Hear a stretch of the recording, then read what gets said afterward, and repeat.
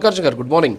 So నేను చూసాం మనం ఈడీ సోదాలు చేసేటటువంటి సందర్భంలో కొంతమంది అందుబాటులో లేరు. అంటే చాలాసేపు అక్కడ వెళ్ళినటువంటి ఈడీ అధికారులు కూడా వెయిట్ చేసినటువంటి పరిస్థితి. పీసీఆర్ ఒక్కసారి ఆ విజువల్ ప్లే చేయండి. ఇది వచ్చేసి మనకు చెవిరెడ్డి భాస్కర్ రెడ్డి గారి ఇంటి దగ్గర ఎన్ఫోర్స్మెంట్ డైరెక్టరేట్ అధికారులు వెళ్ళినటువంటి సందర్భంలో అక్కడ కనిపించినటువంటి దృశ్యాలు అనమాట ఇవి. అంటే అక్కడ వాళ్ళంతా కూడా వెయిట్ చేశారు, చాలాసేపు వెయిట్ చేసి సో మేము సోదాలకు వచ్చాం, మీరు వచ్చి మాకు సహకరించండి అని చెప్పిన తర్వాత దాదాపు ఒక 2-3 గంటల తర్వాత అనుకుంటాను ఆయన ఆ కొడుకు అక్కడికి వచ్చినటువంటి పరిస్థితి ఉంది. అక్కడ ఒకసారి పీసీఆర్ ఆ విజువల్స్ చూడండి. మీరు ఆ విజువల్స్లో స్పష్టంగా కనిపిస్తుంది వాళ్ళంతా కూడా బయట వెయిట్ చేస్తూ ఉన్నటువంటి పరిస్థితిని మనం చూడొచ్చు. సో ఏంటి ఇదంతా కూడా ముందుగా ఏమన్నా సమాచారం వెళ్ళిందా, ఈడీకి సంబంధించినటువంటి సోదాలు జరుగుతాయని చెప్పేసి ఉప్పందిందా, లేకపోతే ఇంకేమన్నా జరిగిందా, ఏంటి అసలు నిజంగా సమాచారం అందడమా లేకపోతే భయపడి వెళ్ళిపోయారా, ఎలా చూడొచ్చు అంటారండి ఇది?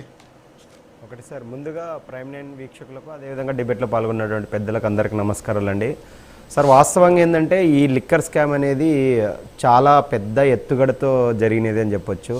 ఏదైతే నినాదం ఉందో మద్యపాన నిషేధం తీసుకొస్తాను, నాకు ఒక అవకాశం ఇవ్వండి అని చెప్పేసి జగన్మోహన్ రెడ్డి గారు గతంలో 2019లో అధికారంలోకి వచ్చారు.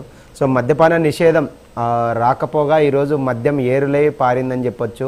ఇంకోటి, నకిలీ మద్యం పేరు మీదుగా, కల్తీ మద్యం పేరు మీదుగా మనం చూసాం గతంలో 2020 నుంచి 2021లో ఆంధ్రప్రదేశ్ రాష్ట్రంతో పాటు దేశవ్యాప్తంగా కరోనాతో ప్రజలందరూ ప్రాణాలను భయంతో పెట్టుకొని జీవనం కొనసాగిస్తే ఆంధ్రప్రదేశ్ రాష్ట్రంలో పెద్ద ఎత్తున నకిలీ మద్యము, కల్తీ తయారీ జరిగింది.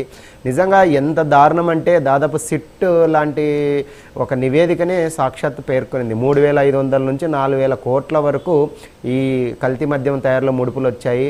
సో వీటిని సిప్ బ్యాకప్ ద్వారా ఈ నివేదిక మొత్తం ఇచ్చేసింది. ఇందులో చాలామంది నిందితులు ఉన్నారు సార్. ముఖ్యంగా మీరు చెప్పినట్లు గవర్నమెంట్ కూడా రీసెంట్గా చూస్తే మనకు ఒక జీవోని పాస్ చేసింది. దాదాపు ఈ కల్తీ